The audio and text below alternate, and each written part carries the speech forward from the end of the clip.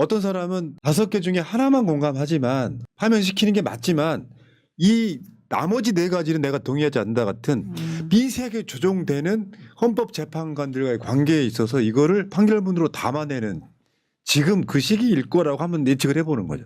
그게 맞다고 생각이 드는 것이 뭐 이런 것도 있거든요. 뭐 5개 쟁점이 있다고 쳐도 뭐 거기에 하나에 대해서만 뭐 8대0, 그러니까 6명 이상이 찬성을 하면은 파면되는 겁니다. 네. 되는 거고 그 나머지 일부 쟁점에 대해서 합의가 안 될 수도 있는데 저는 그 부분에 대해서도 위헌 위법하다라는 부분에 대해서는 거의 이견이 없을 거라고 생각이 들어요. 다만 이게 중대해가지고 이걸로 파면까지 해야 되나? 네, 거기에 있어서 뭐 일부 재판관들이 이견을 보일 수는 있고 그 별개의 의견을 지금 다듬고 있는 그런 상황이 지금 있을 것이다. 예. 그 정도로 저는 생각을 합니다. 헌재가 윤석열을 파면하지 않을 방법은 없다. 윤석열이 했던 논리는 딱 하나였거든요. 아무 일도 일어나지 않았다고 지가 우기는 거예요. 네. 달리 말하면 죽은 사람 없잖아.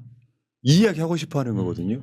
그거랑 약간 다른 문제이고 최순실에 비추어도 한 100배, 200배는 흉악한 범죄란 말. 그건 어떻게 말로 설명할 방법이 없다.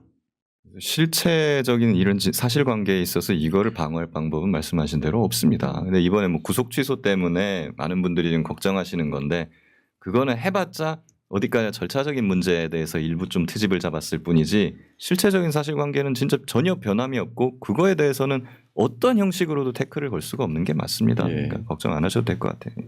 윤석열을 풀어줬잖아요. 그러니까 극우 세력들이 지금 아스팔트에서 난동 부리고 있는 사람들이 얼마나 큰 힘을 얻었겠습니까? 우리가 이길 수 있다. 우리가 하던 대로 계속 하면 된다는 그런 신호를 받았잖아요. 경찰로서는 더 긴장할 수밖에 없는 거예요. 네. 실제 사례로 보더라도 우리가 기억하실지 모르겠지만 박근혜 탄핵 선고 인용된 날 그쪽 극우 집회 사람들 중에서 실제로 사망자가 나왔었습니다. 네, 4명. 4명인가요?